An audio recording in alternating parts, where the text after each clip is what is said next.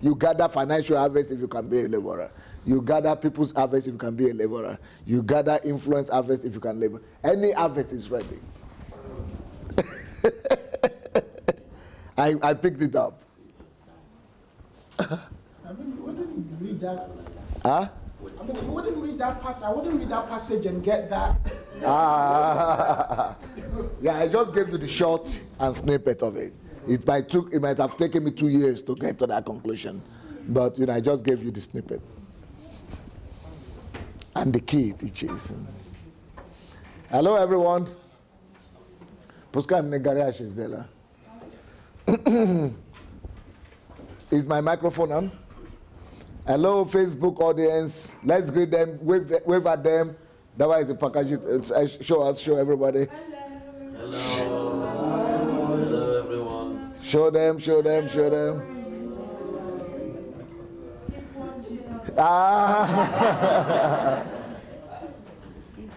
Without experiencing the pain we are experiencing, eh? Yes. Or you don't want to tell them about the pain.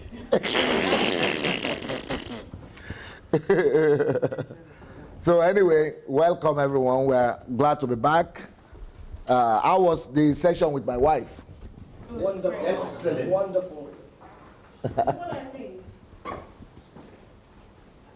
Give the microphone. I think her teaching or interaction, she called it, it's to shape us to the excitement we're having with you, so that we can now really mellow down and think properly if we're really, really ready to carry the work. That's what I told. Reality. Yes, to face reality. Yeah. Balancing that. Yes.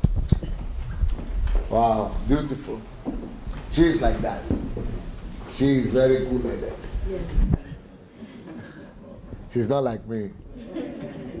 I'm just a troublemaker.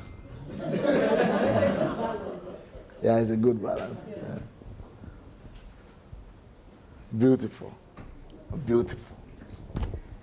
Beautiful life. I wish. Beautiful life, great life. And I think that's why we need to do more of teachings.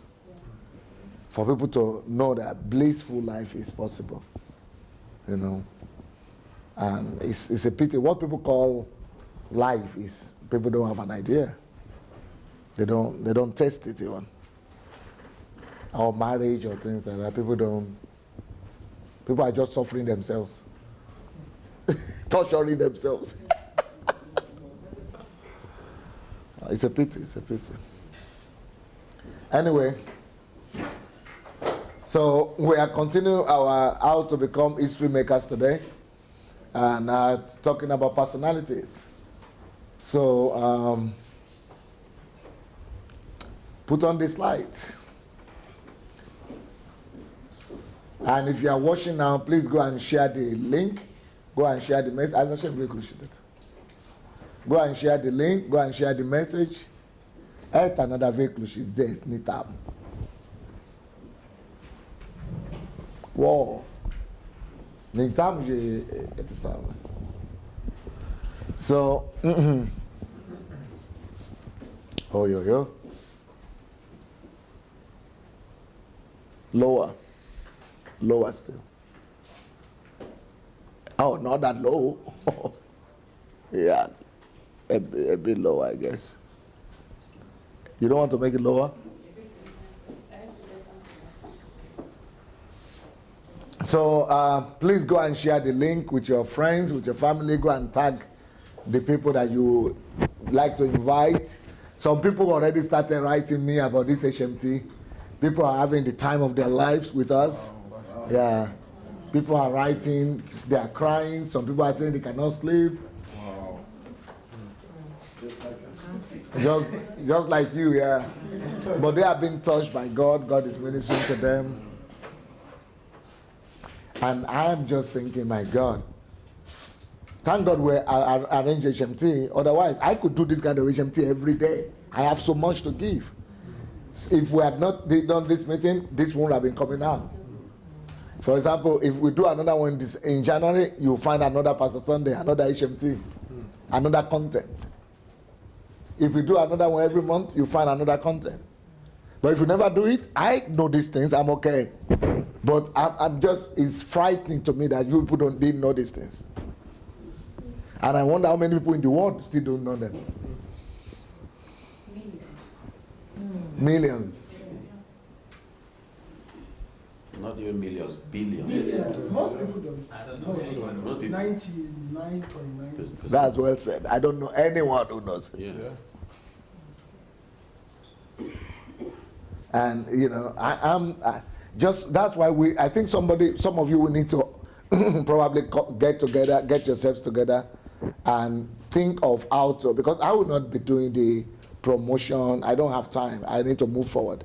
So if you are interested in really helping people, either on the platform or people in general, maybe you need to form a team of 2-3 people, get in touch with Mayowa or Julie, and just be pushing people, just be campaigning for people to keep on coming. Because even if you cannot keep on coming, but if people keep on coming to do it, then every month you will at least be able to follow.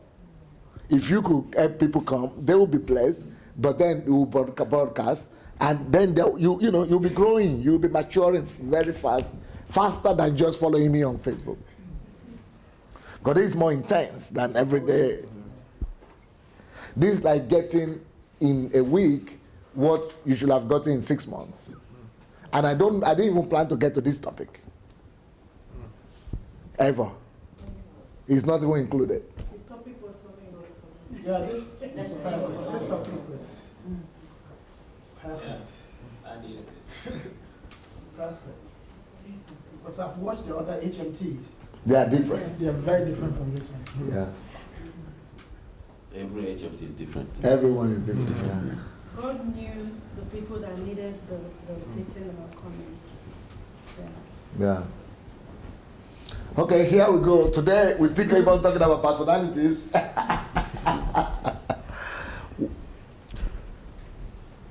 What a personality are you?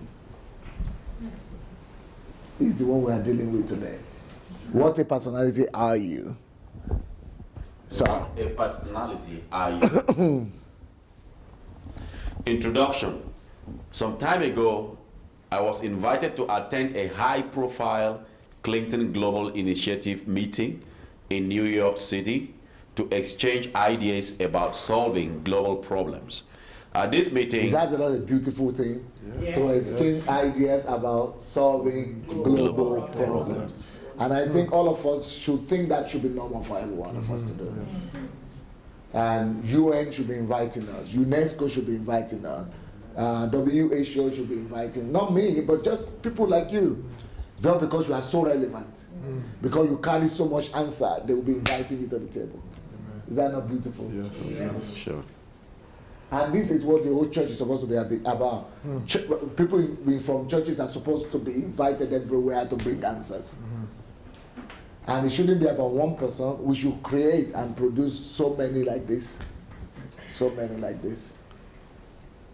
In Ukraine here, my members are everywhere. From the parliament to the airport, they are everywhere. They don't even know they're from me.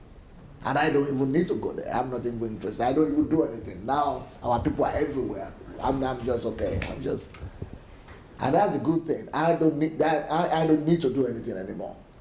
We have so many personalities everywhere doing different things, politics, economy, all education, just everywhere. And I'm just doing another project with you. I'm making myself irrelevant.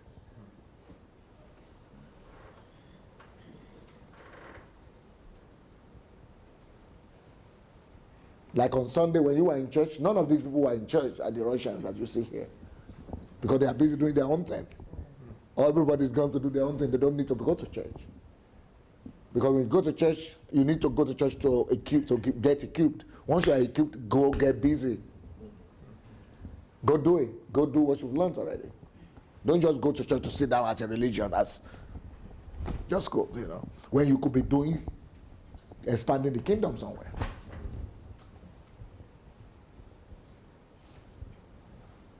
That's why I always say that my dream of the church is to get rid of everybody from the pews and get them into the field. Getting busy and bringing the glory of God everywhere down, establishing it. But the concept of the church right now is that you make them come. Instead of getting them busy to be doing different things, you make them come and sit down and look at you alone, to be good looking in your mouth, as if you are an emperor. We forget, you are not mindful of his concerns. You are thinking about your ego. Things are bad. The way church is being run, things are bad. It's no longer about him. It's about one guy that wants to receive all the accolades and the applause. Sorry. But maybe we could change something, who knows? We just need to talk and sow the seed. Let's see, maybe somebody will get it.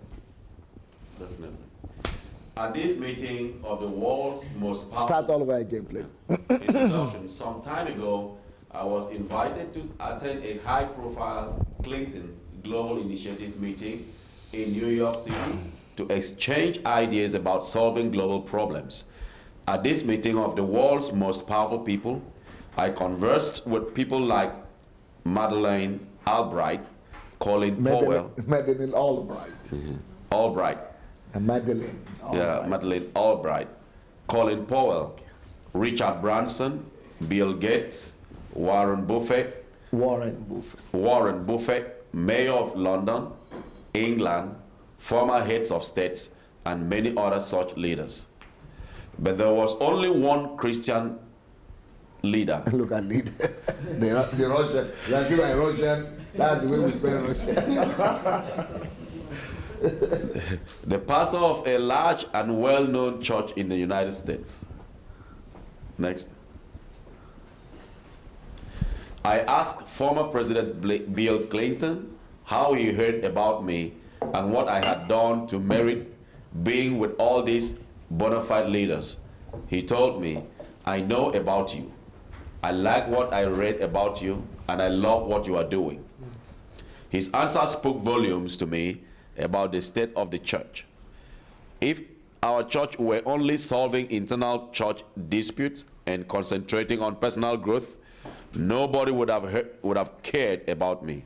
But because we have stepped into the kingdom role God has called us to, I was counted among the most powerful people in the world for at least those few days. Next slide. People like Bill Clinton and Rockstar Bono are putting kingdom... Rockstar Bono are putting kingdom principles to work. Yet people condemn them because they do not act like American evangelicals or they don't like their personal behavior. But Bono's effort has resulted in billions of dollars going towards poverty abatement programs. Clinton's global initiative is addressing problems God wants solved. Alleviating poverty, improving health, stopping religious and ethnic conflicts, and taking proper care of the earth. Most church leaders have not even addressed these issues. Next. Social responsibility. Social responsibility becomes an aspect not of Christian mission only, but also of Christian conversion. It is impossible to be truly converted to God without being thereby converted to our neighbor. John Stott. The most important problems. Problems of countless millions people in our society is a question of life or death. This is much more than what color the carpet in the chapel is, or who will sing in the worship band. See, people are facing the questions of life and death every day, especially in Africa where we come from. Issues of survival every day. And you know what churches are busy doing? Who is going to sing? Who is going to get the microphone? What is the color of the carpet we are going to buy? What is the next Yamaha? What do you call this thing? Keyboard.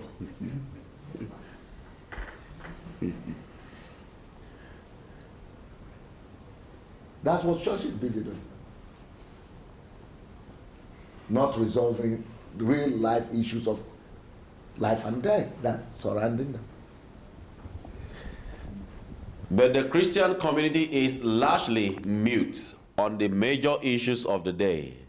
As a result, God has passed over many believers. Next. Who is doing what Jesus would do?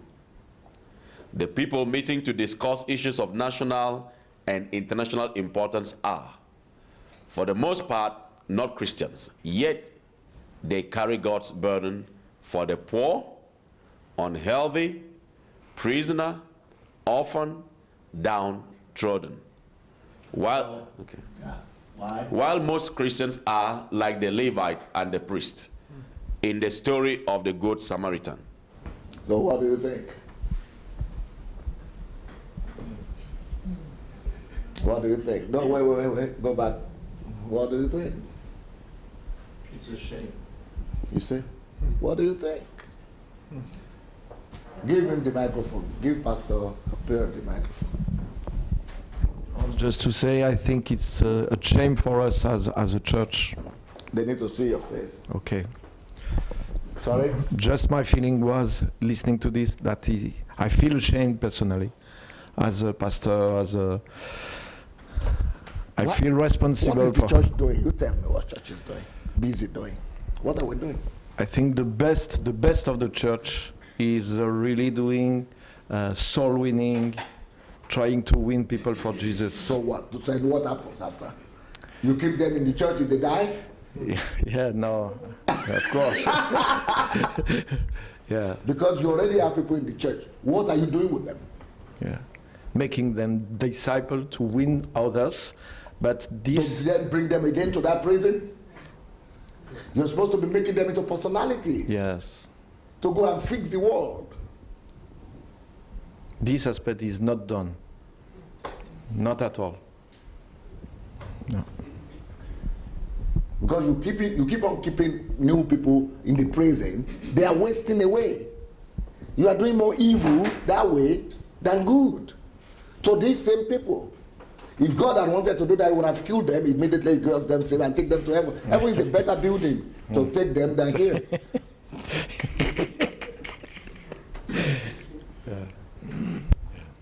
Because in that kind of meeting, I never met people like Austin, T.D. Jakes. I never met all those kind of people. Creflo Dollar, Copeland, you don't make sure others. They're just doing their stuff. People are just managing their empires. Benny Hinn or those people are not, they are like fringed people out of main life, mainstream life. And those are the fringed out people that we follow. We don't follow people in the mainstream of life. We just put ourselves in some cult, in some corner somewhere, and say we are this charismatic or whatever you give your name. Some of them we were taught like that. I remember I was taught like that. Our pastor said, my first pastor, as a young convert, he told us humanistic NGOs are already doing this work, but we are the only one who can make the soul-winning work. So let's concentrate on that. They don't understand the kingdom then. Yeah. Only the gospel of salvation. Yeah. So some people is saved. So what? What follows? He needs to become a human being, God's representative. He needs to carry God's image, God's likeness. He was created for that purpose. Now I have a question to people who are from Africa or Nigeria. What will happen if we are able to make the shift? If we are able to make the shift in this understanding from churches being busy with Yamaha and keyboard and building and carpet cleaning and generator and all that. So if we could get them to focus, to leave their focus from that into what we are talking about, meeting the questions and the needs of the society at large, what do you think will happen, young men? Could that really happen? Or we are hopeless? Or it's hopeless? You just came from Nigeria, so yes, sir. you tell me. Like when I got back to Nigeria, Louder. and when I studied the system, like I don't even know where exactly to start with, because like the thing is very, very strong. Okay. Because if, like, for instance now, you have some values, like when I arrived to Belarus, nobody taught me values. I am seeing them every day. Yes. So eventually I became, like, I started doing them. So when I go back to Nigeria, like everybody just busy with church activities, but it's not effective. Like there is no moral values. And when you try to stand, it will look as if you are different. Like it's like this guy just came from that side, so he doesn't understand the system. So, like, it's difficult for someone to like stand in that kind of environment to like say something. And like I was discussing with some of my friends, and I said, like, what is really going on? Some of them are saying, no money. So, especially like in terms of the government, they're saying they are like prisoners because there is nothing. And the way to, like, if you want to really deal with a human being, if there is nothing, like there is no provisions, anything you say, like if you give him money, he can do anything. Talking about the election, like in my state, they were saying that during the election time, 2,000, 3,000 votes for, just press the umbrella, and people were doing it ignorantly, and now they are facing the heat. So lack of knowledge is one of the basic issues, and the church, like, it's difficult. But me, I have thought over it very well. I cannot do anything, like, for me personally. It's very difficult because I don't know where to start. Okay, who wants to? Yes. Yeah, thank you. I think if, let me say, we have about 80 million Christians in Nigeria. If the churches could have this understanding of just teaching their members the right value system, of being faithful, of doing something, not expecting. Let's take those 4 things: justice. Yes, justice, truth, equity, righteousness. Yeah. Now, if the churches could be open to their members and say, how many of you want to go into politics, for example? Because when you ask everyone, they tell you the government. Now, we are only blaming the government. The church is blaming the government, but the church can do something about it. The church has the right values. And people who they have the qualified, educationally they have qualified people who would be governors, who will be senators, who will be lawmakers, who will be in the executive, who will be in all sectors, but we are keeping them in the church. But if these people can be taught that, how many of you want to be governors? How many of you want to be in the House of Assemblies? How many of you want to be in the House of Representatives? Train them with the right principles, that as I'm going there, it's not because of what I want to gain. I want to go and impact my nation. I'm not going to make money. Because I see that everyone needs money at home. You know, I went the first time 2010, and right from the airport, everybody needed something. I went to open an account. From the gate, entering the bank, the security, they needed money. I was wondering, why is it everyone is just, but you're receiving salary, but you still want me to give you another money. Then coming back was the worst. So I said, why is that? Because we are only thinking of That is the Self. only egocentric value system. Yes. Because other ones have not been proposed. So if the churches could do something, could teach their members to be satisfied, because from the country, Germany, I go to offices, people would take time to do something for me. They would make all the things, the documents, the this, and take their time. At the end, they will give it to me and say, oh, they will say, thank you. Oh, we are glad to give it to you. Just thank you, and you walk away. But in my country, after they be say, oh God, they wait to make you don't forget me. I mean, everybody always. So we have this. So now, if the pastors could teach the people the right values, they could release them than keeping them in church. There are politicians staying in church, being elders, choir members, praise worship leaders, and just ordinary members. No one I've just. So it's an encouragement. If the churches say 10,000 people go into politics, there will be a change. Amen. With the right mindset of not taking bribe, not stealing, because the country that I am living in, I've never seen a police collect bribe. No, if you commit an offense, you pay. You are charged for it. They can never collect bribe from you. If you cross the red traffic light, you must be charged. But in my country, in fact, 2014, there was a street I was going, and all the Okada said they are not going there. I was asking, why are you not taking me there? They said, yeah, because at 7 o'clock, the police will be there, and they'll just be collecting money. They are not, just no checking, and if you're not ready to give them money, then don't go there. So, but churches can see this. Okay, how many of you want to be police from this church? Then we train you with the right value system, release you to go and study, become the police, so you go and change the system. So this is what I feel, our country, this is where I feel our country can be transformed. So let's continue. Put on the light. Who is doing? Okay. When God created man, he did it with some great intentions in mind. Man was not supposed to be a passerby on earth, engrossed in his daily survival. Stop.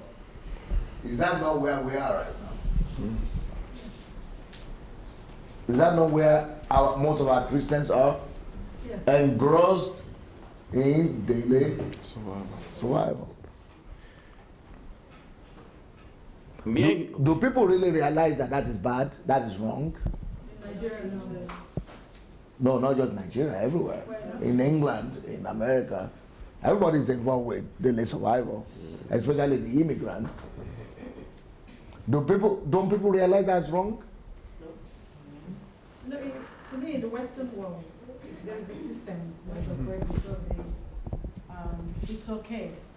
Do you understand? Because there's law, there's order, so everybody just lives by that standard. Sorry. Everybody lives by that standard, so nobody thinks there's anything wrong. Even Christians. That's why we didn't think you're doing anything wrong, especially in the Western world. Because everything there's a system that is being operated, so you just follow the system. But in Africa, it's totally different. It doesn't matter. Everywhere, people are living for survival. Uncle Sam. Yeah. In the West, they put you in the box of Uncle Sam, and you follow it. Yeah. Why do people do that in the West? Because they want to survive also. Mm-hmm. In the developing country like in Africa, it's not as rigid, so we can still formulate that a little bit differently than in the West, where people are like, they have been conditioned. Conditioned, yes, that's the word. Yeah. Sorry? I said structure, there's Structure, yeah.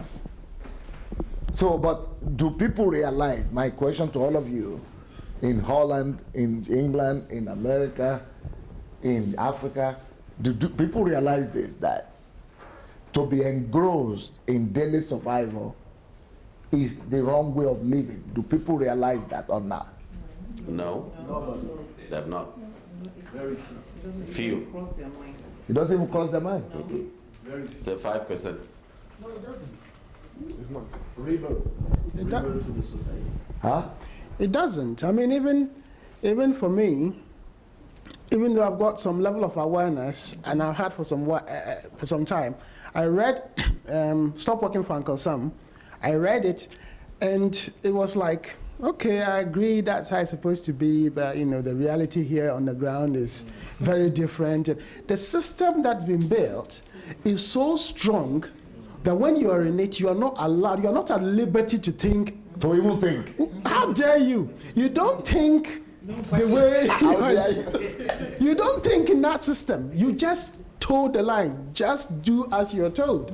That's how strong the system is. It took coming here the last few days for me to actually see things from your perspective, from the way you're. Are you serious? Yes. Are you serious? Yes. So people who just watch me on Facebook don't get it. Oh. No, eh? No. It's different, eh? They will get you on. You see, you're talking about the situation in the churches and things like that. They agree with you on those things. But when you come to Uncle Sam is too close to home. Uncle Sam is about a daily survival. As soon as you stop serving Uncle Sam, in Britain, when your salary goes into your bank account, Uncle Sam has mapped it out. 40%. Before it comes in, he knows what he wants. And try challenging him and you'll see. You try challenging Uncle Sam and you'll see. The bailiffs will be knocking on your door. So the fact that I'm teaching every day, because now I started talking about Africa, but before then I spoke about all different things. And the basic thing is that get yourself out. You don't live like this. Live for purpose. So it's tough for people to even. So the Uncle Sam is so getting them so engaged. Yes. They don't even have time to contemplate. Yes. Yeah. And if you look at it, the equivalent of Uncle Sam in Africa is the church. Ooh. That's the equivalent. And it's even more powerful. It's more powerful because Uncle Sam is happy with you as long as you're doing certain things. He'll give you a certain level of freedom. Okay? For you to benefit it. Yes. He'll give you some incentives to carry on. But in the church, they bleed you dry. They just bleed you dry. They don't care if you perish. And yet you'll be afraid to get out of the system. If you wanted to say something, or Pastor, yeah. I'm thinking that maybe I'm wrong. What we are saying here tonight for the last few days, I believe, goes beyond what this church we are talking about wants to do or are willing to do. Okay. If you look at philosophy of education that we use in Nigeria, in those days, I remember that there's something called civics or something like that. Yes. Where they would teach us something about Social responsibility. patriotism and all those kind of stuff. I think they are dead. They are no more in the syllabus. And this is the foundation of the truth, which is not religion, whether you are a Muslim or you are the Abali, whatever you are, that we need to add into the core of our mentality. Okay. Is there a way, not only for the DSC, is there a way we can influence somebody in the area of education system, social system, whereby we can begin to think of creation?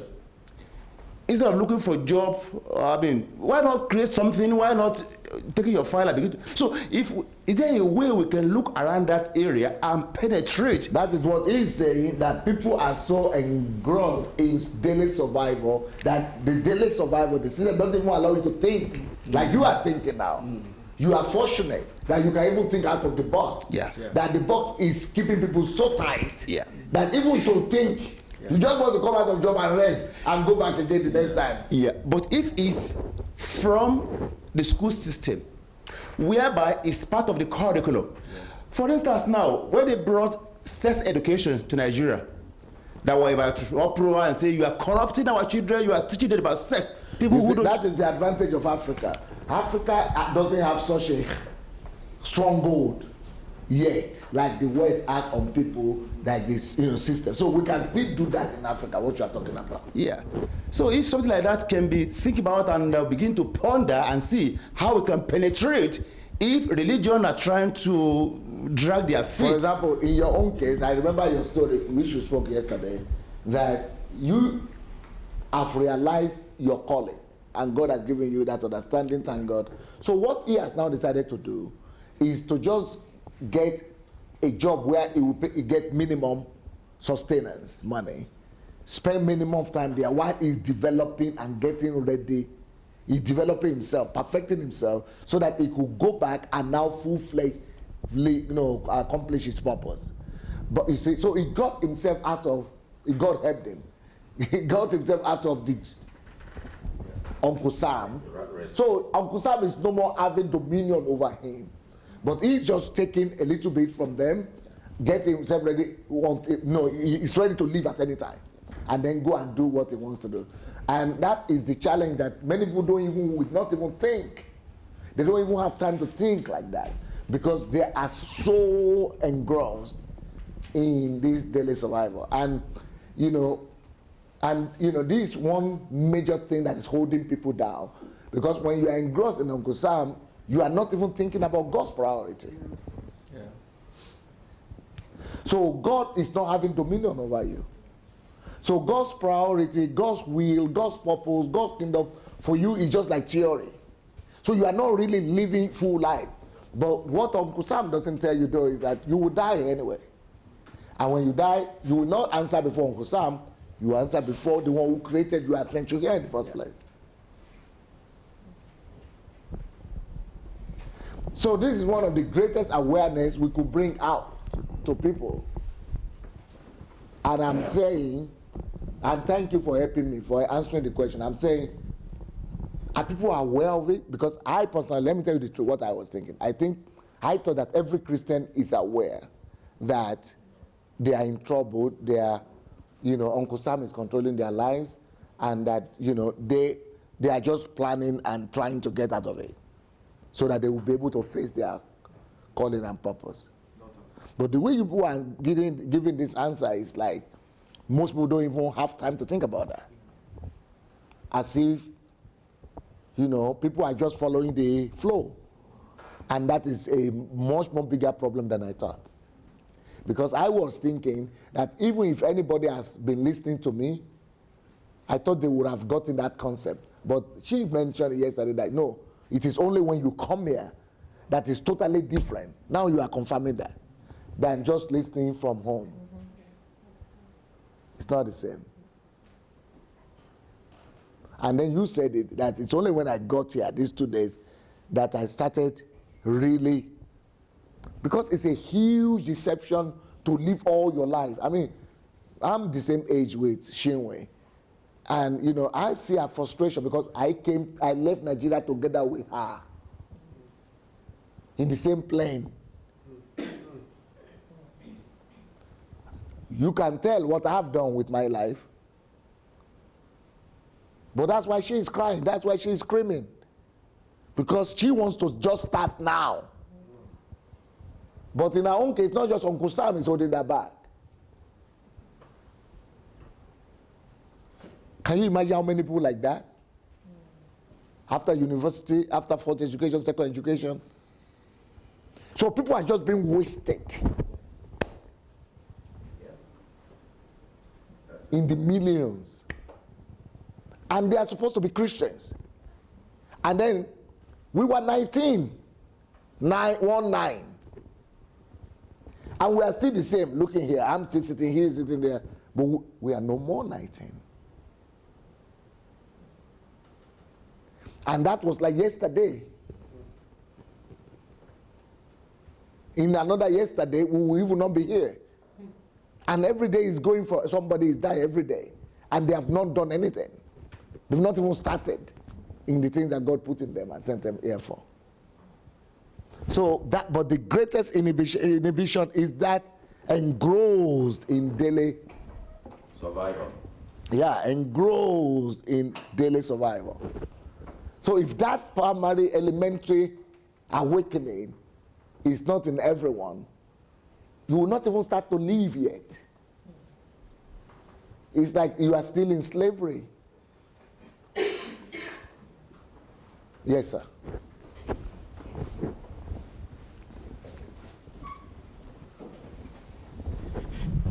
These things, for instance, in some underdeveloped countries like Latin America, for instance, what we can see there are three powers, right? The government, the economical power, and the church. When people go to church looking for a solution, the church says, be content what you are, what you have, and let's pray to God that the government is going to do something. But the government doesn't do anything. So they go to, political people, lawmakers and that kind of stuff. So, okay, I'm gonna do this, but they don't do anything. So the only answer they get is that the government is going to give them, like a father to children, stuff, little gifts to control them. And the church is another power to control them. That's why in these countries people say the church is the opiate of the of the people, of the masses. So they are biomasses. And instead of getting a real solution, what they get is a gift. And those gifts are given when they are close to elections. So they are buying votes, right? So that's why people feel completely helpless, voiceless. But that is something that has been happening for centuries now. And when you go and talk to these people, they don't believe that there is a way to get out from that thing and become proactive and become, personalities. So this message we are bringing to the world is not just for Africa then? No, that's what I'm saying. When you talk about Nigeria, I see the rest of the world. Because it's a very general situation. Thank you.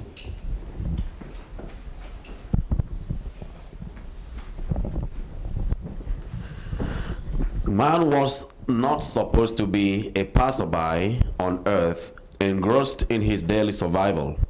Mere human beings struggling to make a living every day.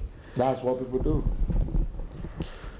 Man has been entrusted with much greatness and glory. So, man was supposed to be the crown of creation, ruling and reigning on earth.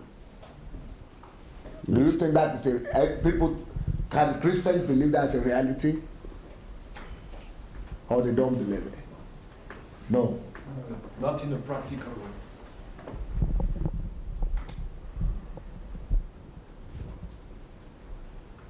They know it is in the Bible, Okay. but they don't believe it's been done for them already and it's there for them to claim and work towards it.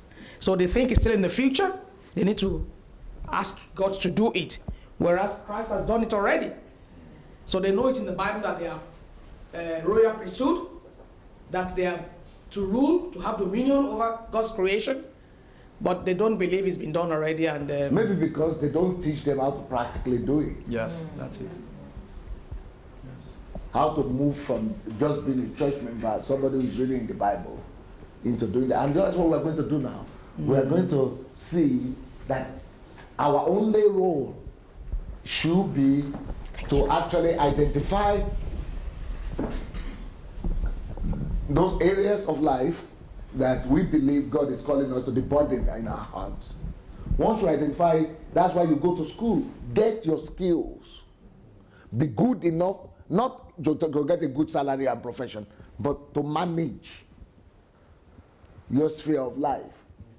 To be effective there, to operate there, and to bring the glory of God there. So you are educated for it. So you are informed. And then you are able to build system to manage that land. And then you have another system to manage your finances. So finances is working for you on one hand, and then you are just dominating your own sphere of life. But you have had time to develop yourself. to get the skills necessary, to build a team, to expand the vision, to go from fruitfulness into multiplication and into dominion. That's just how it's simple. Everybody's supposed to be living like that.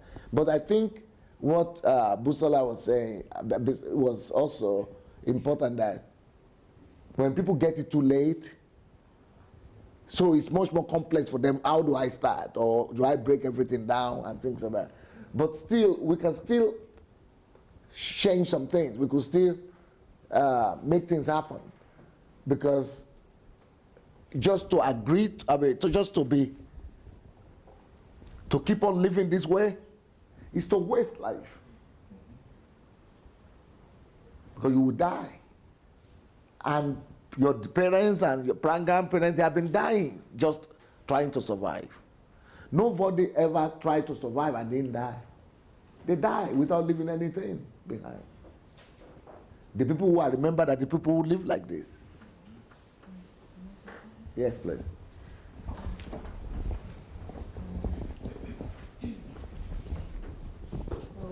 So for myself, even though I've been, this will be my, I think, 4th HMT.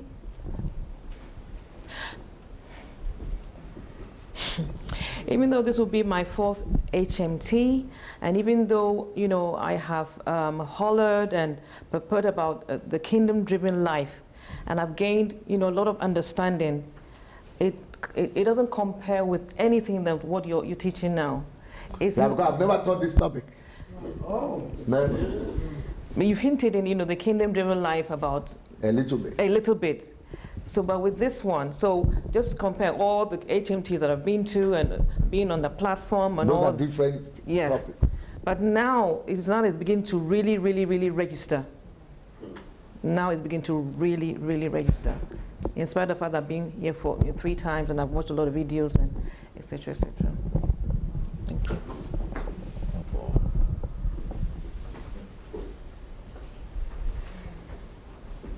Okay, the next question I'm going to have for you, because my mind is working, thinking, is, but do you people realize that you don't have guarantee that your children will not repeat your lifestyle?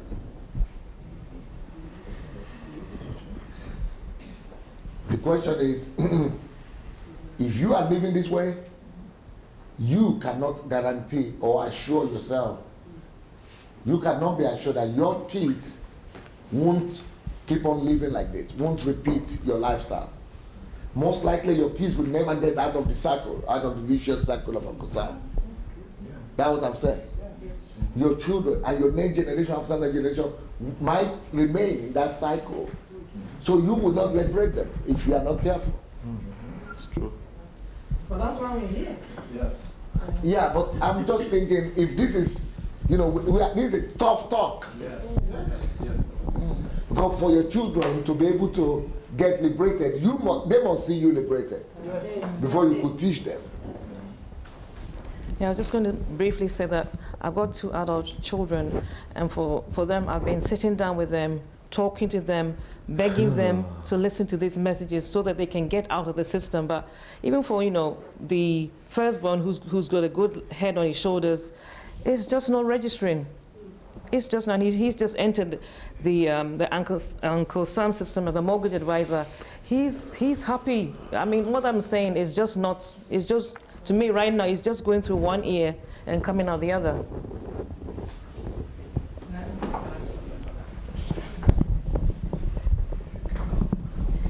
I did say this morning when I was giving my book presentation,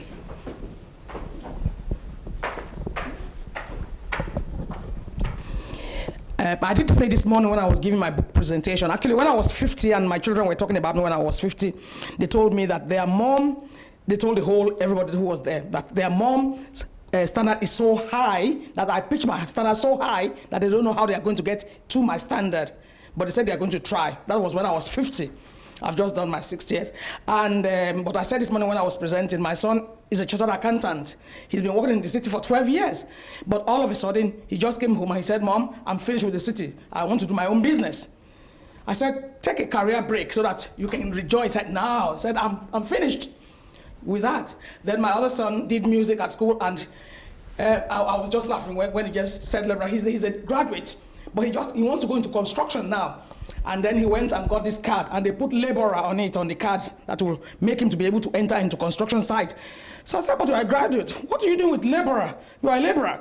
He said, yeah, I'm a laborer. It's okay. So it depends on how you have brought up your children and what you have done. So my children, then my grandchildren now, my son, this chartered accountant, wanted to be a footballer. But because I'm a Nigerian parent, I said, no, you have to have a degree. So I beat him out of it.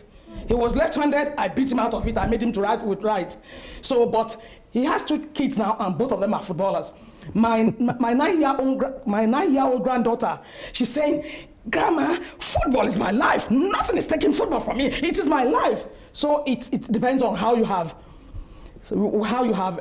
brought up your family. So as for me, that's why I want to go to the next level, because I know that I've tried my best, but I need help like yours to be able to go to the next level. That's why I'm here. But that is a problem. That's exactly what I said. That what is happening to your kids now, that shouldn't be happening. And what is happening, that might be happening to your kids later on. That one worked for 12 years in one job, then later on he has to get out. It's still blind. He's just trying to survive, just like living like everybody else. But what I'm saying is... Saying that this guy at 25 bought 2 houses. Yeah, but that doesn't matter. That's nothing. We are talking about living for purpose, living for destiny. I'm talking about you now being so well informed that your children know exactly... Okay, like my kids will come here on Saturday. You will see the difference, what I'm saying, on Friday.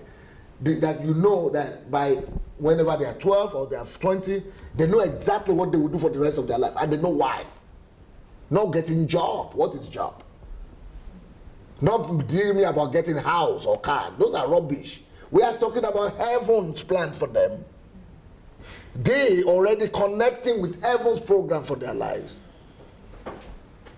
Knowing exactly what they are here on earth for. That's what we are talking about. Well, I think mine are, because they are Christians. Both of them are Christians. No. And this one's not Christians. Yeah. But that's what I'm saying. Okay. So by the time you don't change profession when you know who you are, you don't change calling. When you are changing profession, it's because you don't have an idea. You are just living in darkness. But when I'm talking about is that when you know what you are, it's not about profession, it's not about job. It's about you being.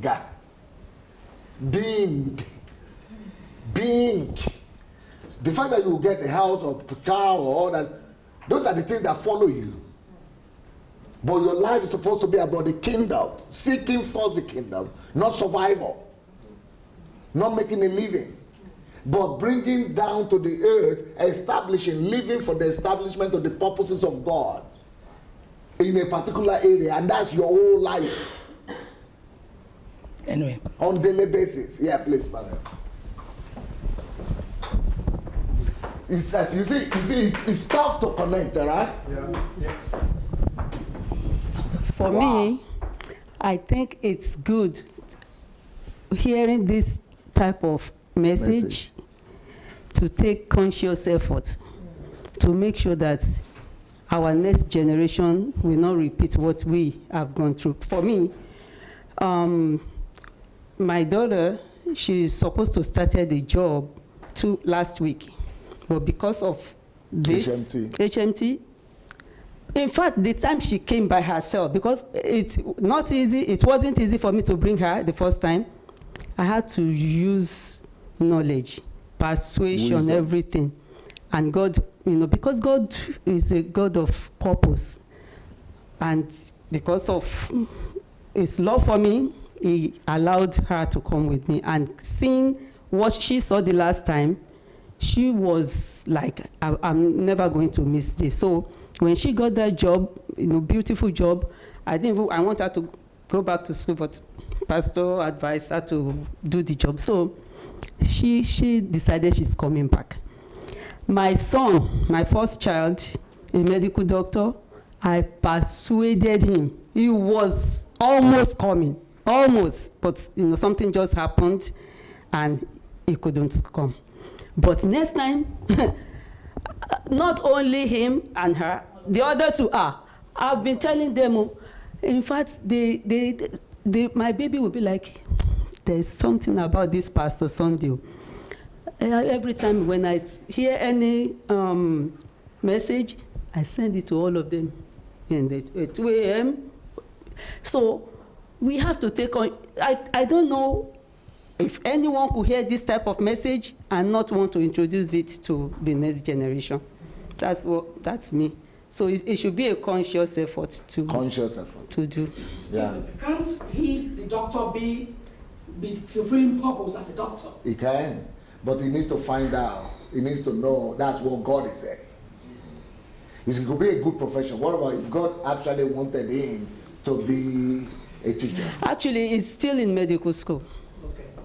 Maybe he wants me to be a doctor. He could be, but then you could still work as a doctor, and that is the place God wants you to fulfill purpose. But you don't know how to even fulfill purpose. So you just be treating patients. And how many patients will you treat for the rest of your life? Maybe 100, 200, 1,000. But if you know how to fulfill purpose, how to bring kingdom, you'll be changing a whole sphere of life. Not just individuals, but millions of individuals. She wanted to start. I think the educational system as well grooms you into that Uncle Sam system. That is why it's so difficult. You know, my children started following. They joined me in watching the DSS program, and they also watched the teenage program, and it clicked. Something clicked. Okay. That they knew that they were not just here to work and make money and buy houses or do whatever normal people do. So she was telling me, Mom, I'm not sure, but there's something that's telling me to minister to certain people in my school. I said, what's holding you? Go ahead. Whatever way, go ahead. But she still needs to know, like, that system structure, that the process. She still needs to know it and understand how it works. But it's also the educational system that even the method they used to teach you in school doesn't encourage people to think outside the box. But you must know, Grace, though, that the whole world system is set up to make you a slave. Yes. Starting from the educational system. Yes. And so that is what is in their power. But what is in your power is that you have access to your family, to your life. So that's where we come in and where you come in, to be able to let them be over in their mind, the educational system and the Uncle Sam system and everything through the knowledge and understanding you bring to them. Yes. So you mentioned in your I read your book, Church Shift, and also Kingdom Driven Life, and the topic you mentioned earlier about bringing solution to kingdom problems, bring solutions to problems in the world. I'm looking for words. Bring solution to the problem. Living a kingdom lifestyle, Yeah, for that you have to come loose from Uncle Sam. Yeah. Otherwise you just can't do it. And something was holding me back to come here. I've been listening to you for quite some time, and I think it's fear that was holding me back because I know that I would be exposed to truth. And now I'm gonna go back in a few days, and I'm going back to the same church, and I think this won't work because I know something else now, and I'm not gonna go. How can I go back to the same system? So I'm contemplating about, I'm going back, how do I gonna do this? So we need more of this, and I need some advice and wisdom about this. I have a series, a teaching, I think we have it on YouTube. We have to send it to them. What do you do when you go back to the system? After the HMT, what do you do so that the system... There's a teaching about that. You have to send it to all of them. Yes. What do you do when you go back after HMT, not to come again under the system, but to live over and above the system? There is a 2 hours teaching or so. You know, I think they will send that to you specially. Okay. Somebody wanted to sit on, right? Okay, go ahead. So, Pastor Ruthie. Yes, Pastor. You see, in the culture that I and you grew up in Africa,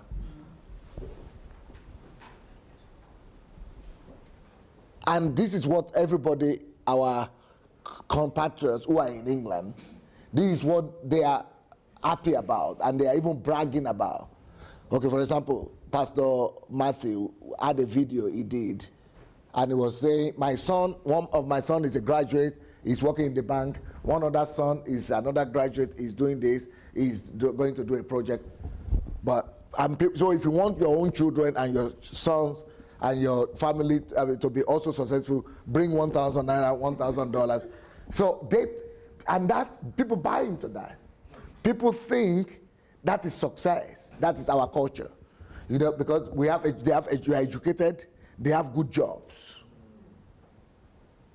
and they are professionals. They are doing well. That is just the Yoruba. Education is everything. Education is everything. But even though he's a pastor, but that's the same language he's talking.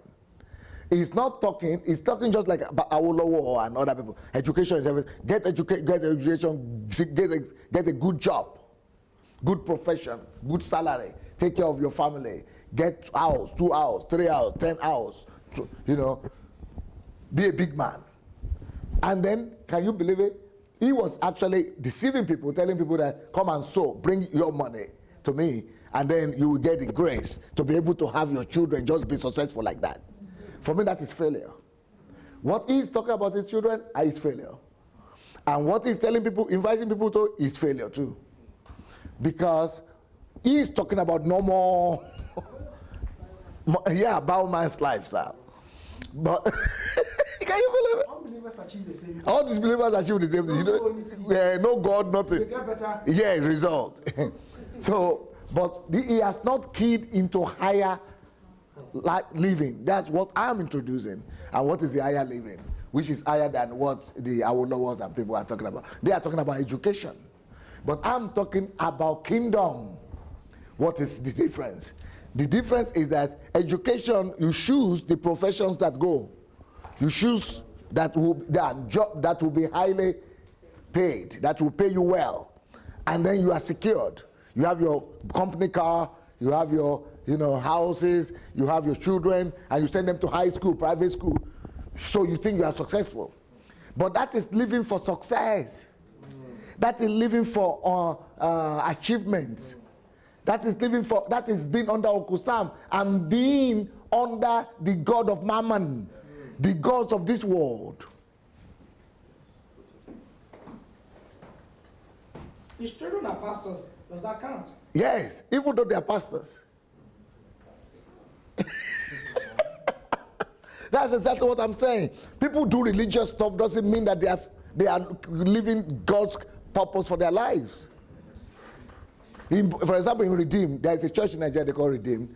Everybody has to be a pastor. If you are well-to-do, if you are well-groomed, if you are good professional, speak good English, they make you to become a pastor. But that's rubbish.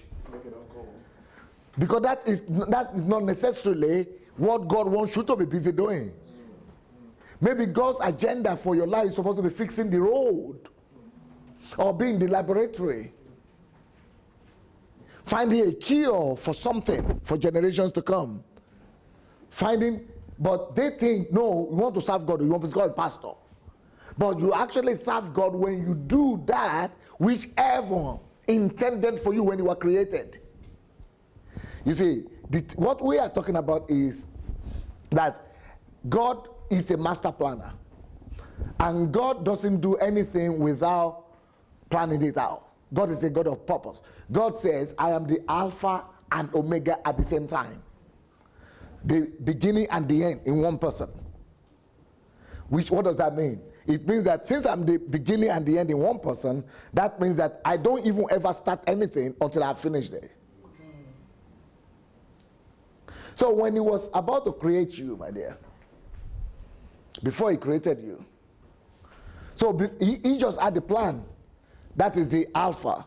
But before he created you physically on earth, because being the Alpha and Omega, he had already seen what he wanted you to come and do on the earth. What assignment.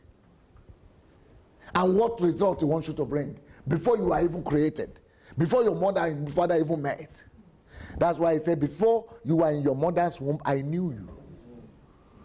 While you are still there, I anointed you. So God doesn't send anybody here without an assignment and an anointing to carry out a mission. So when you are now giving birth to it is God already knew exactly. He's already, not just, you are just beginning, but he has finished. So let's say what he wanted you to do is to become an engineer and to use engineering to design, for example, wheelchairs. And that's what he sent you for. Because he knows that people in Africa, they don't have wheelchairs and something, but he has already put the skills. He put you together in such a way that your DNA, your cell system, your interest, it made you to be born in a family, in a situation whereby everything conditions you to want to have that desire in you and to have that burden. So he's already programmed you and packaged you for that profession and to come up with, to have the burden for that. So you will be living your life, you'll be thinking of, why do I notice the wheelchairs? I wish I could provide. You'll be having that kind of thought. You'll be having burden. I have a concern for them. But then when you get to the world, you get to the world of confusion. Even though your organism is packaged and conditioned for that wheelchair thing. And it comes to you on and off. But because you are living in a world of confusion and distractions, school system program you to go and get a job. Nobody will tell you about wheelchair. Then your family is saying, go to school or study, go and get usually your uncle is working in the bank. Get a banking job, that's where they pay, or oil industry.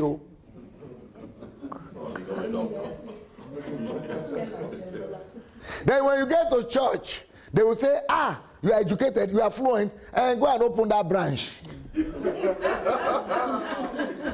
Especially that you have a car now, you have a family, you have, something, you are made.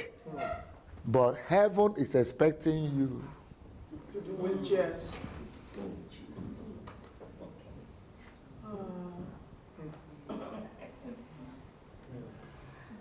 That is that you are supposed to be living starting from there. Thy will, not mine, thy will be done on. That is why we came.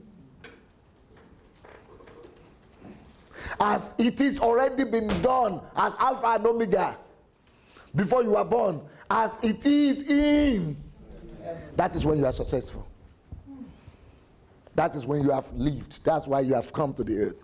So, for example, in that process, God is not even thinking either you are going to have children or you are not going to have children. He is not even bringing that into consideration. Either you are going to marry, you are not going to marry.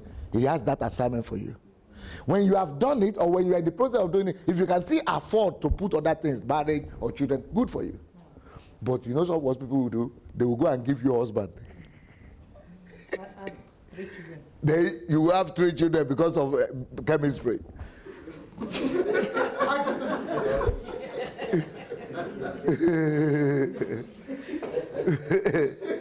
So now they will then go to church, you go to church, then they tell you that is the purpose of a woman. So the culture now begins to tell you that that's what you are here for now. So they don't, what engineer can, what you mean? You are a mama, you are a mother, you are pregnant, or you are not even pregnant. If God wants to help you, He will make you to be barren, so that you could pursue what He wants you to pursue. But you are saying, God, I'm barren. I've been married for 10 years. Oh God, what should I do? And then the pastors will be exploiting that. We'll fast. Go and bring this. We'll pray. Okay. Deliverance this. So instead of you to even key, that barrenness was supposed to help you key back to the original intent that God had for you, and to be able to seek His face and say, my God, this barrenness, so help me. Is that something you want me to do? Is that something you want to get my attention about something? What are you directing me to? What are you directing me to? If you had just had your peace and spoken to Him in peace, He would have said, yes, forget about the children or barrenness. You should remember this desire you have. Face it. That will be living a fulfilled life like this. More than the ones who have 20 children or 100 children. That is why He said the barren have more children than the mothers. Because that is your fulfillment. So, but we don't do that. We don't go to God to ask him the next step or why. We go to look for men of God to break the barrenness and to cajole God and to twist his arm to say, I must have my children by force. So, yeah. So success, therefore, is not the fact that she had cars. Rubbish. Success, therefore, is not that she's working as a pastor. Because she has been cajoled. Success, therefore, is not that she's having 3 children. Success is when she puts the heart of God to rest by fulfilling the purpose for which you were born.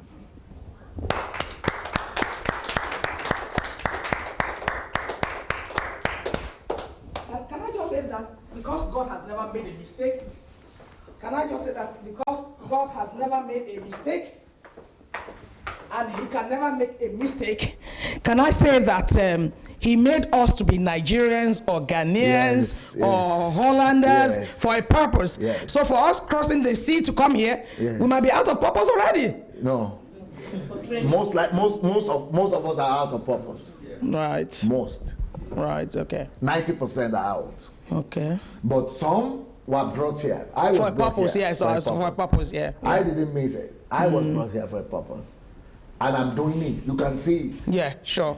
But most people, they are coming here for survival. Yeah.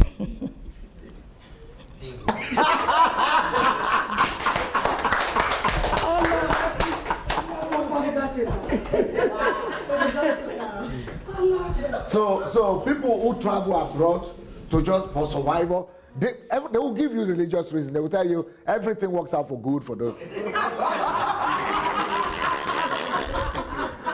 Even though you are working in disobedience, but it doesn't matter, everything works out for good. Even though you are going in the opposite direction, it doesn't matter, everything works out for good. It's good now because you have to comfort yourself somehow.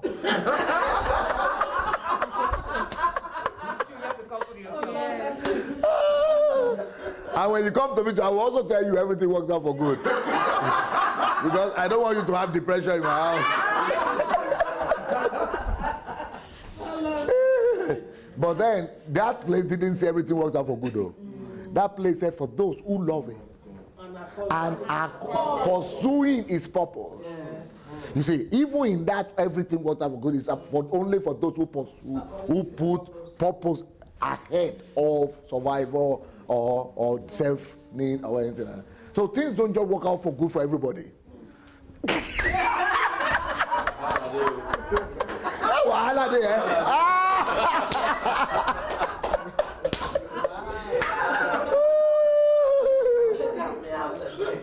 Wahala day big time. So when Pastor, whatever his name, Matthew, is now telling people, oh, my son is this, is my... He's making them to reap. He's ripping off people. Ripping off people. But that's not success. Success is the ability to help every individual. It doesn't matter. He doesn't, maybe for example, his son is working in the bank and something. He said that's success. But success for me might be to just go and fix the road. Not work in the bank.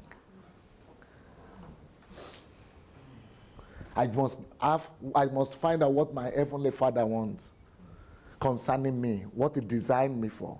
You see, when God wanted to give birth to Moses, he said, the cry of the children of Israel has reached my ears. Everybody is sent to this world as a result of someone's cry. Oh. So it's just like saying, God sent you here. Let you come. I want to use you as an example. I like your suit, so I'm going to use you. Come this way. Yeah. So somebody was weeping and crying somewhere, and God packaged you with your features, your family background, with some gift, He custom-made you. He customized you. He with your passion. That's why Shinwe, for example, was always saying, I have this thing in me, I have it. But she was busy with some family somewhere, or with some mundane things. Even though she could recognize that I have this compassion, oh, I have this thing in me, oh, but she's not been released into it. So everybody is packaged like that. So even though you are packaged like that for a particular thing, but you know, what did I begin to talk about concerning you? I didn't say it yet. Huh? No, yeah. Moses, yes. So somebody has cried somewhere. Moses, you know, like Moses. So somebody cried to God. Every day there is a cry going to God. That's prayers. Every day somebody, you know, people are crying to God about things. And that's why God makes people to packages his life and takes to different families where that particular life and assignment will be prepared, will be better prepared for the cry, for that cry, for that cry, for that cry, for that cry. God always packages his solution in people. That's why he say, I look for somebody. Here I am, send me. Who will stand in the gap? You know, so everybody, God doesn't just send people from heaven by accident. People don't just get born like animals. God's life in the animal is just a body, but in people, God's life is involved. It is God's life that is packaged in the body and in the mind and in the soul. So because that life of God is to bring a solution. So even though somebody had called to God for you, and God packaged you to be an answer for that particular set of people, maybe women, maybe politicians, maybe something, or maybe children. But then you came to the world, like Moses, he was packaged to deliver. So even when he was still in the Pharaoh's palace, and he was enjoying life there, but he had a burden. You see, there is an inclination in all of us that will give you some suggestion that will make you to know that you have something that is leading you. So if saw the two Israelis fighting, and he was not at ease with it. He had to, because he's a deliverer. Then he saw an Egyptian killing an Israeli. Trying to kill an Israeli or beating an Israeli. The calling in him, the package of a deliverer in him, is responding. Other people are passing by, just fight. But he couldn't pass by because it's a deliverer to those people. When they were killing each other, he also couldn't pass by. So it is the calling that, so the same thing with you. Your calling is buried in you, and there are some inclinations, there are some things that will make you to know that this is me. This is what I would have liked to do. But because your mother has told you, no, you must go to school of nursing. It's nursing that they sell, that is selling, no. They actually didn't want me to go to for nursing. Maybe not you. I'm just using as example. Yeah. But women, they tell them this is nursing. Yeah. So they'll say nursing, no. It is one that you get your salary. Oh, Beninier, you are a woman. You must get a husband. You are still supposed to give birth. Oh, don't do that. Oh, don't do that. You have to, because you'll be. So every system of this world is conflicting with heaven's program for you and heaven's destiny for you. Then you go to school. School is just about preparing managers to run, things for people who are in charge. So you are just a slave. So education system, school is just a slavery. It's just like, it's just like a conveyor, production line, just to produce workers. And you are just like workers. Like spoke in the wheel. You just walk. You get old, you bring your children. That's it. They don't think about you. School is not about you. It's about workers. It's like mechanism. It's like mechanics. It's like mechanic. It's like what instruments, tools, parts. Yeah, that's just who you are. That's what school produces. So you are, as a doctor, you are just a part, instrument. You are just a tool. As you just work for somebody to manage the hospital, to run it. You are not. They are not thinking about you. Your destiny. Nobody cares about that. You have to care for your own destiny. So even though somebody has cried out for you to be born, and God has answered that prayer, but that's why this thing I was talking about is so dangerous, that people get entangled into different things. Either your family concept, tradition or your family advice or your school, misleading you, or church misleading you, but you are not following, but the Holy Spirit is, so you don't have excuse, because the Holy Spirit is in you even if you are an unbeliever. And the inclination is in you. And it's all built inside you. You are all packaged for it. So if you will just follow your intuition and the inclination of your heart, even if you are an unbeliever, most of these people are unbelievers, but they follow the inclination of their heart and they're able to get right into what God sent them here for. That is now when you are successful. Not when you have 3 children or 5 children or get a good job or get to bank or something. But you didn't do what He created you for. I think it's getting better now. So when you now say, oh, I had a good job, then I resigned, I'm going to get a good job, another job, oh, I lost interest in this one, because it's a sign of confusion. You don't have concrete things. You don't. And anything God will say you should do, we have to do with promoting justice, equity, truth, righteousness, and things like that. Because that's the kingdom, love. It will always be answer somewhere. Even if you are doing electricity, it's an answer to somebody. Even if it is road, it's an answer to somebody. It is road, better, good road in heaven. You are copying it. You are bringing to the earth what is in heaven. If you are doing light, there is no darkness in heaven. You are bringing the light of God, because light there out there to the earth, because there is no darkness in heaven. No matter what you are doing, it's still in the area of answer, love. You are bringing the reality of heaven to the earth to destroy the darkness of the earth. So it's not about job, even though you are being paid when you are doing those, you are making money or you are doing something, but that is not what you are here for. Those are just consequences, the little benefits. All these things shall be added to you. It's about mission, it's about what you are packaged for. So, Pastor, if you build a school, yes. If you, for instance, if you build a school, yes. And should you give it to the children for free, or should you ask for a nominal maintenance cost, or will that be fulfilling purpose? Build a hospital or build a school? Would that be anything better? Okay, good question. Building a hospital or a school, it depends on what I'm doing. I shouldn't be building hospital and school because I'm responding to, I'm doing something that is initiated from the earth. You see, again, I'm going to repeat this. The whole secret of life is that life must be lived coming from heaven's order, from heaven's perspective. So even though I am called to be a Moses, or I'm called to be an engineer to fix that road, I'm called to be a school nurse like you, maybe to nurse children and kindergarten, to just live your life building a kindergarten system. If that's what you have been called for, God wants you to fix that problem of kindergarten system for kids in your area or in the country where you are. And you went and became a doctor, and then you say, oh, I will build a system. You want to bribe God. You have walked away from, you didn't do what He told you to do, what He created you for, which is the nursing system of kindergarten. And now that you have became a doctor or a millionaire, you want to do something to try to bribe God.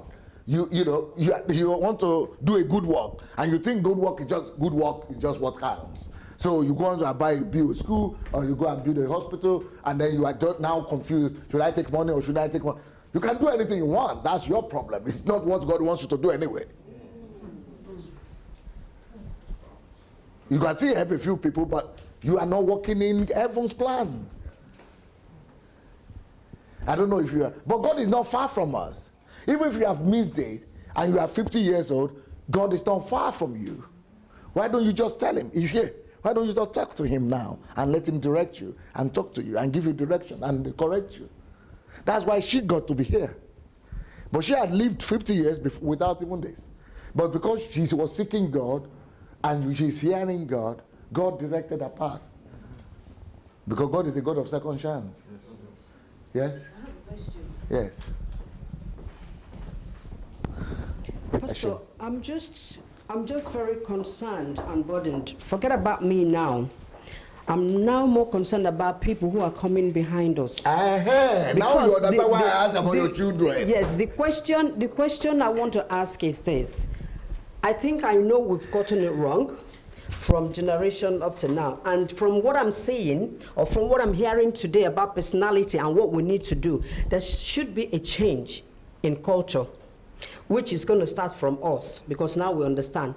But it might not happen immediately. It's going to take some time. The question I have is, those children that are coming behind us, to be honest, my teenage children, I don't know if they're going to achieve this. They might end up working with Uncle Sam, from what unless, of course, it touches them. Because I keep asking them. I remember coming here last year and saying that they're going to come HMT. When I told them, they told me all the stories in the world. I can't force them. Yeah. You understand? But, so make it's okay. But I keep doing what I'm doing. So the question I'm asking now, how do we now reach those ones that are coming? Because my understanding, if I'm wrong, please correct me, is that we need to start from even primary 3 or something, from age 3, 5, to discover or help them discover and give them the knowledge of what they should be looking out for. Because like I always say, I had a burden. I knew, but there was no direction. It went, the direction just disappeared. As I was growing up, the society told me something else. Education told me something else. Then I got myself into another situation, which is doing the mundane things of life, because that's what everybody's doing. So how do we go about correcting these things now for people coming? First of all, forget about education. Okay. Yeah. Forget about school system education. You are not in charge of school systems. You are not in charge of school systems. School system is a system that is built to, again, produce slaves, produce tools, produce spokes in the wheel. So school system, forget about them. The only power you have is family. You have power over your own children if they are still small. But when they are grown like yours, you don't have any power anymore. But when they are still small, or if you have a relationship with them, you can help them to get it, begin to listen, like to do. But when they are still small, take one of the books, take all those things that you have, begin to train, just like I did with my children. My children are, also living in the world, but they are living by the principles and the values that we give them in the house. You have greater power in that sense than any other person. So home is the biggest place where we could cultivate and give our people direction. We've got a job to do.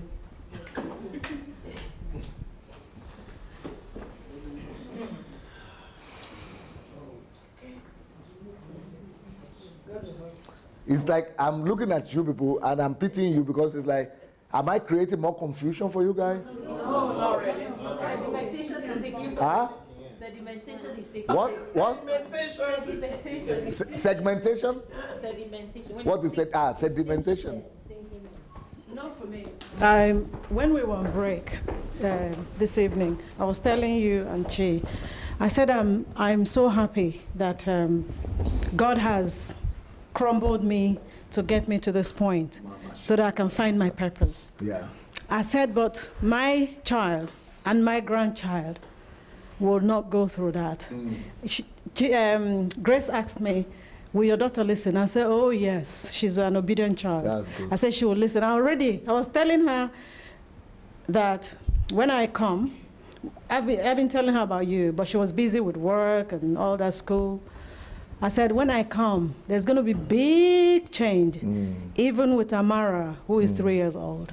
So not for me. So, but all I can say now is for all of us to find ways and means to get our children's attention, whatever it takes. Because if we allow them to make the mistakes we've made, I don't know. Let me tell you something though. Do your best for your children, but do even better than that for other people's children. Yes. Everything you do for your children only, it perishes with them and with you. Yeah. They will not even remember you, I guarantee you. That's true. But when you decide to just go beyond, do your best for them, but don't live for them. Go and live for something greater than you, for other people's children. They are the ones who will make that go and change the society at large. If that is your burden for children, okay, go ahead and reach to as many as you can. Give them these principles, give them direction, and you'll be satisfied and you'll be happy that you're doing. And that is what I've taken away from here already, and we've started working on something that will change our kids in Africa already. Thank you.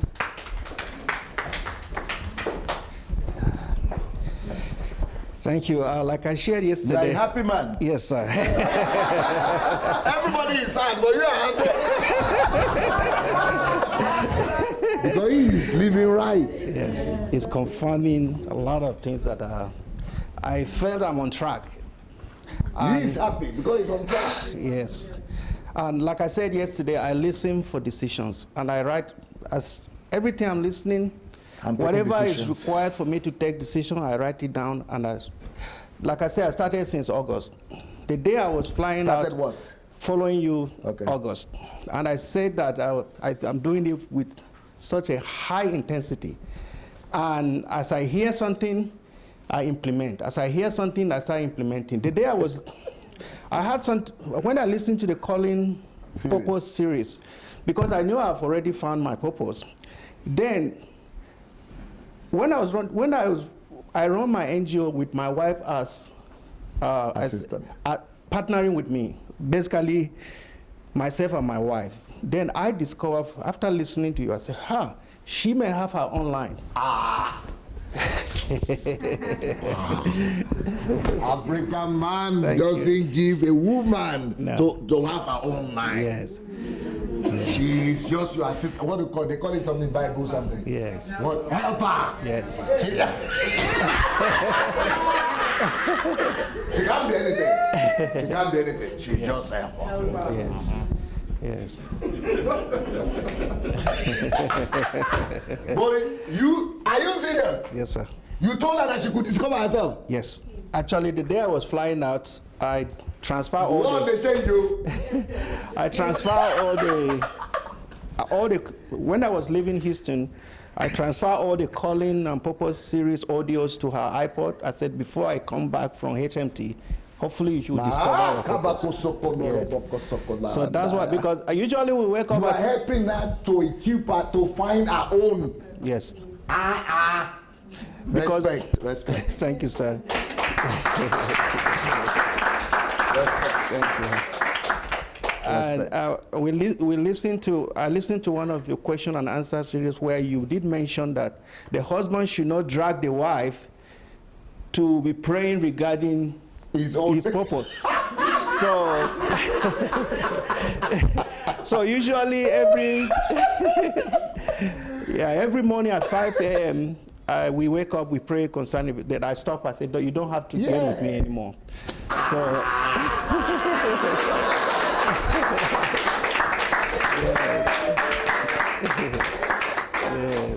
yes. He is ceasing from becoming a religious human being to becoming God's-like human being. God's image. Yes. Started treating the wife not like according to the letter of the word, letter of the word, or whatever. The letter of the word, from letter, just assistant, what do you call that word? Helper. Yes. Not because that's what is written, the book letter, the letter of the word. Yes. Okay, a woman is a helper. Yes. So that's the letter of the word. It's ceasing to be religious, but to being God-like. God is a father. Yes. God is perfect. Yes.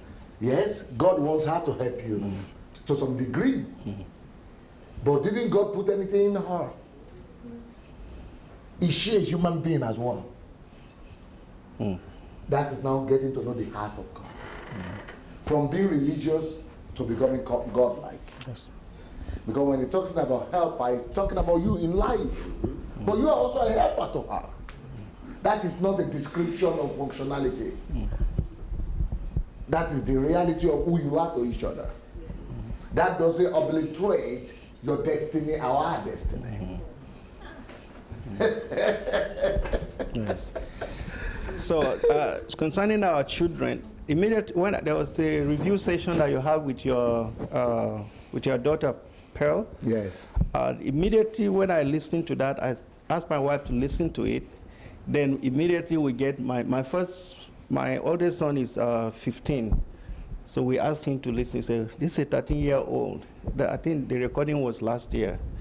So for my children, which is going to be applicable to all of us here that have children, you may not be able to get them to sit down and watch, but the knowledge we have acquired here, we can sit down with them and actually guide them to discover their purpose. That's what I plan to do.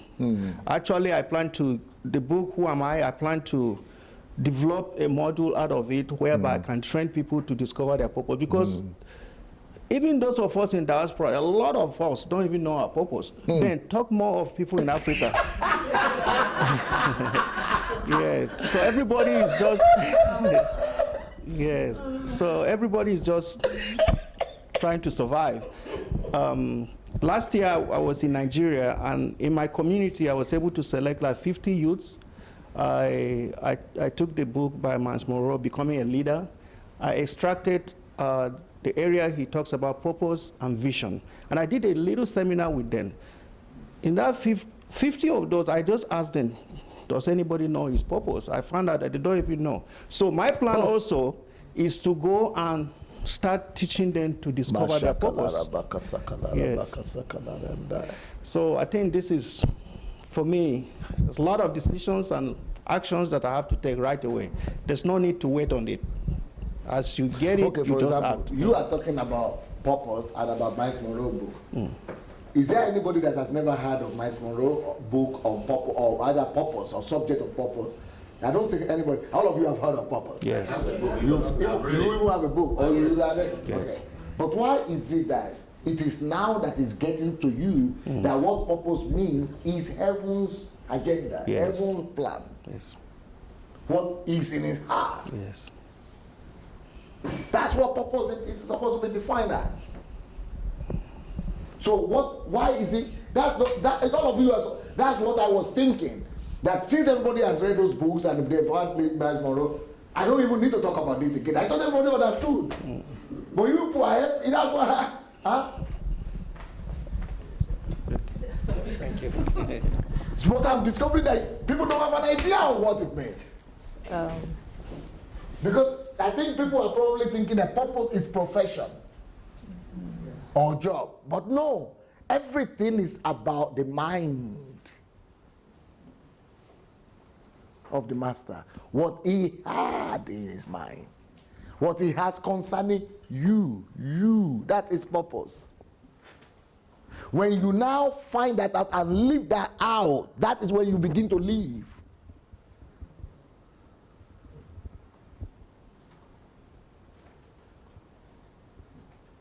But I'm then surprised, I'm then disappointed that all our churches, especially these African churches and charismatic churches, we talk of purpose, but I now am seeing that they might not know what it means. Oh, it's true. Tell me about it. So why that? But they are talking the word.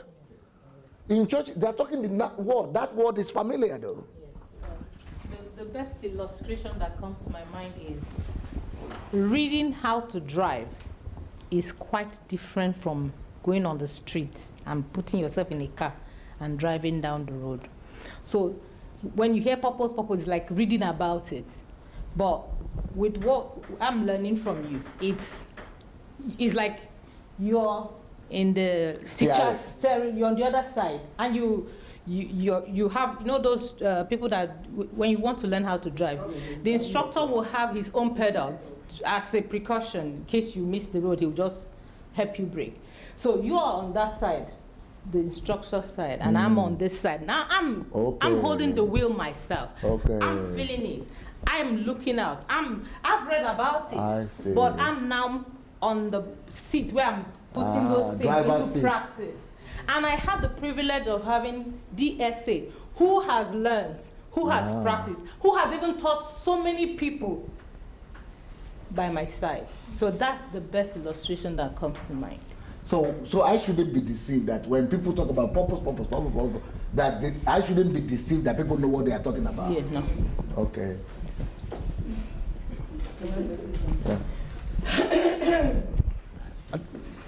I think that very often when people talk about purpose, they're really talking about meaning. They're really about maybe living a meaningful life. Yes. That's what they're talking about. So like Mommy was saying, what if he's built a school for somebody? Okay. What if he's a pastor? What if he's an influential person? Okay. Because, you know, even in your presentation, you talked about Bill Gates and different people who are doing something meaningful. Yeah. So even if I've stolen money, but I'm helping people, I'm living a meaningful life, therefore a purposeful life. Ah. Yes. So this is going back to the mind of God. That is real purpose now. Yes. It's not about doing something good. It's not that there aren't people doing good things on earth. No. It's about, like you said, it's like putting his mind to rest.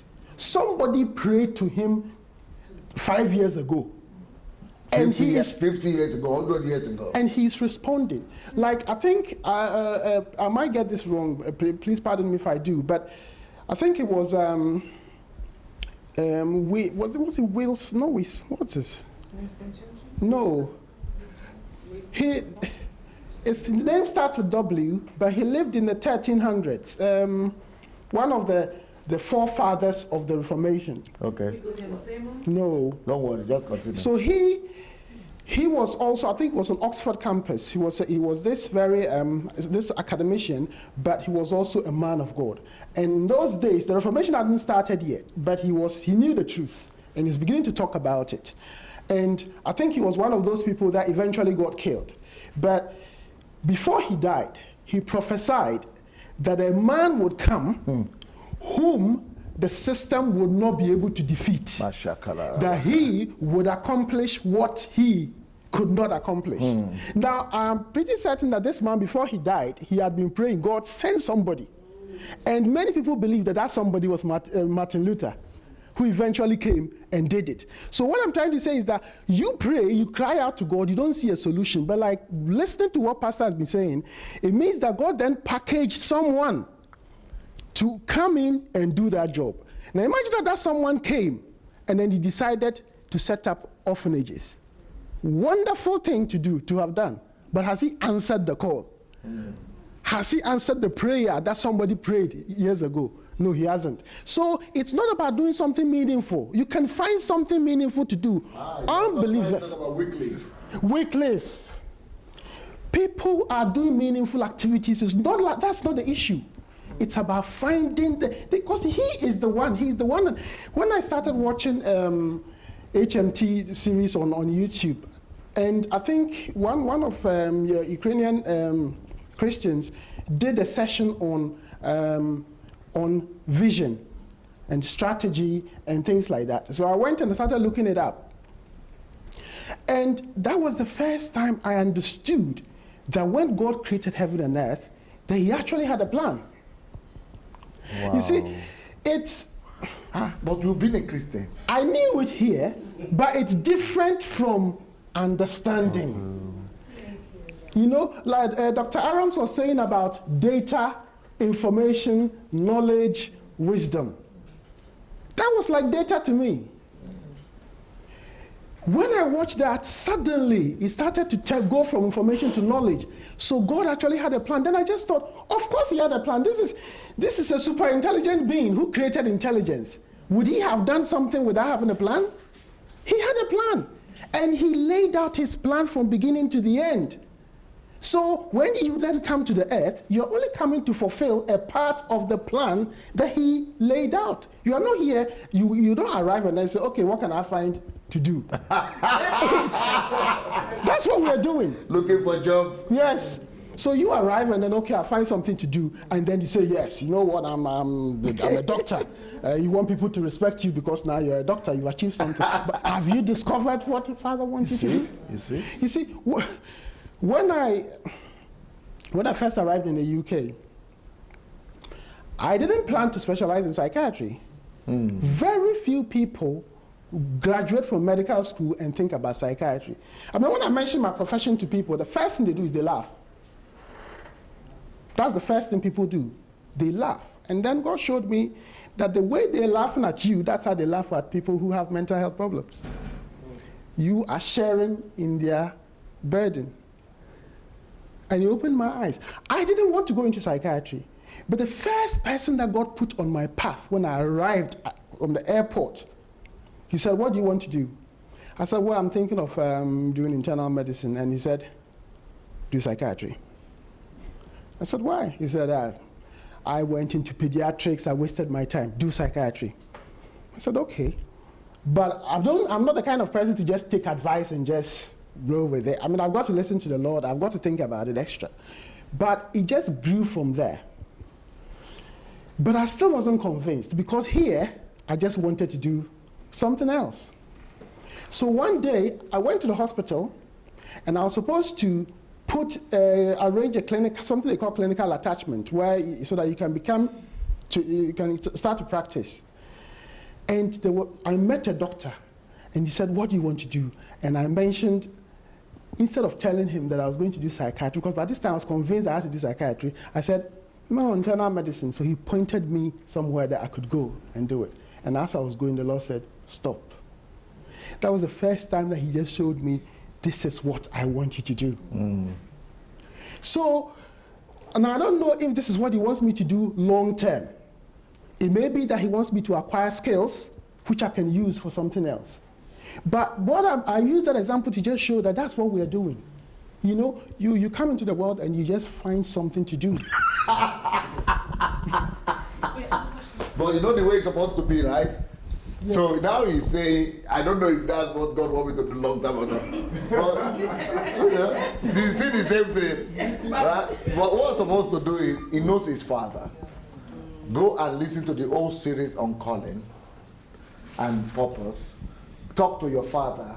You will get the whole picture of what he wants you to do. You might not get the profession or the name or the details, but you have at least the idea of the body of what God wants you to do fully. Once you now have that, then it just takes now the whole process of preparation and to set up the thing you want to do. You will know for sure what you are supposed to do for the rest of your life. For example, I know that I'm supposed to impose God and his kingdom on the earth, on my generation.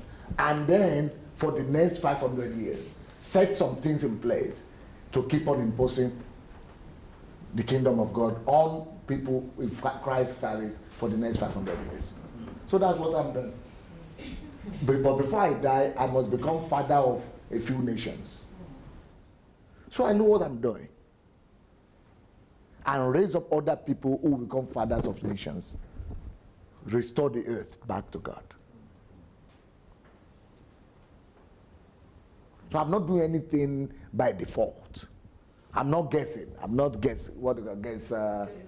Guesswork. I'm not doing guesswork. Trial and error. Yeah. And we all have a father. You have your father, sir. You came from him. You came from him. And he's with you now. Talk to him. Get some help. Get my book, Who Am I? Get the purpose and series. Listen to everything. You get a lot of help. It will be so easy for you to do. Wait, so I'm kind of confused about the topic that you just brought up, and I feel like everyone has like a really good grasp of it. Because you are out there. You just came in. And I had to. Yeah. That's the problem. When you miss 5 minutes, you miss too much. So you talked about Moses, and you said that God, created him out of the cries of people that needed to be delivered. And you said that God also created us because of someone else's cries. So my question is, does that I guess make us destiny helpers? What is destiny helper? Like we spoke about yesterday? Yeah. No, that makes you not destiny helper as in how Nigerians talk about it. When Nigerians talk about destiny helpers, they're talking about somebody to come and help them or, bail them out. But what we are doing, what we are made for is to become deliverers and saviors. Okay. So you, just like Moses was a deliverer of a whole nation, of a whole people. Every one of us is a deliverer as well. So the reason why we have Moses in the Bible is a picture for me and you, that we are all meant to become somebody's deliverer. Not just destiny helper, but destiny helper, he wants me to give him food, money for food.